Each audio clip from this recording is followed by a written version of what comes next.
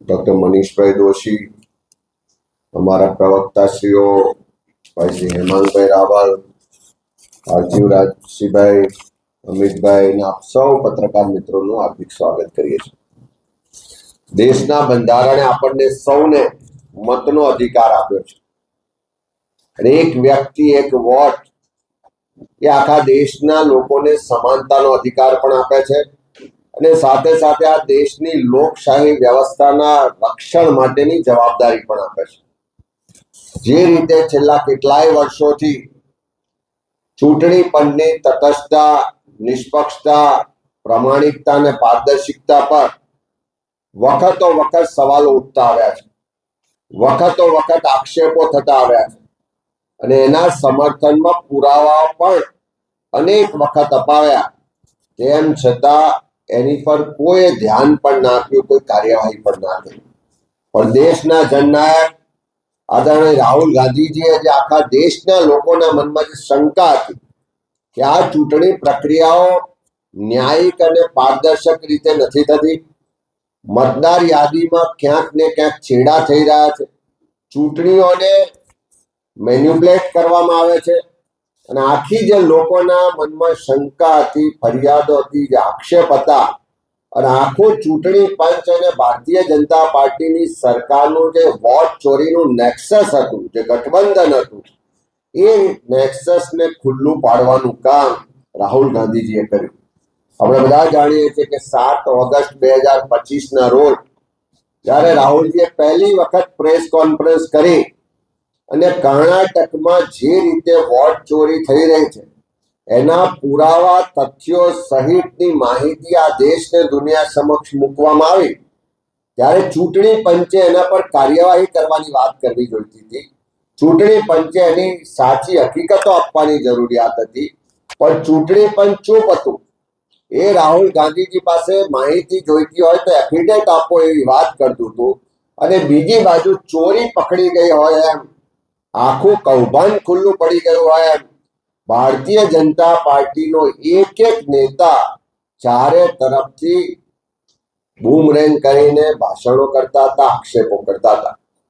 એ જ રીતે જ્યારે આખા દેશના લોકોએ વાતને સમર્થન આપ્યું કે આ વોટ ચોરી થઈ રહી છે, ચૂંટણી પંચ પર અમને વિશ્વાસ નથી, ત્યારે બીજી પ્રેસ કોન્ફરન્સ 5 નવેમ્બર 2025ના રોજ યોજાઈ અને જે હાઇડ્રોજન બોમ્બ કહેવાય એવો હાઇડ્રોજન બોમ્બ હરિયાણાની મતદાર યાદી બાબતે ફૂટ્યો અને આપણે બધાએ જોયું કે વિદેશ બ્રાઝિલની કોઈ એક્ટ્રેસના હરિયાણાની મતદાર યાદીમાં ફોટા સાથે એક વખત, બે વખત નહીં 22 વખત નામ નોંધાયેલા આપણે બધાએ જોયા અને હજારોની સંખ્યામાં ખોટા મતદારો હોવાનું એ હાઇડ્રોજન બોમ્બ રૂપી પ્રેસ કોન્ફરન્સમાં આખી દેશને દુનિયાએ જોયું. તેમ છતાં ચૂંટણી પંચ ચૂપ છે, તેમ છતાં સરકાર એનો બચાવ કરે છે. ત્યારે લોકશાહી બચાવવાની, લોકોના બંધારણીય હકોને બચાવવાની આ લડાઈમાં આખા દેશના લોકો ધીમે ધીમે જોડાયા. ગુજરાતમાં પણ તમે બધાએ જોયું છે કે જે રીતે આ વોટ ચોરી થઈ છે એને ખુલ્લી પાડવા માટે પ્રદેશ કોંગ્રેસ સમિતિની ટીમે એના પર કામ કર્યું. તો મને આજે યાદ દેવડાવવું પડે કે 30 ઓગસ્ટ 2025ના રોજ આ જ પ્રદેશ કોંગ્રેસ સમિતિ ખાતે જે પ્રેસ કોન્ફરન્સ કરીને પુરાવા આપ્યા કે નવસારી લોકસભા બેઠક કે જ્યાંથી સાંસદ આજે કેન્દ્રીય મંત્રી CR પાટીલ છે,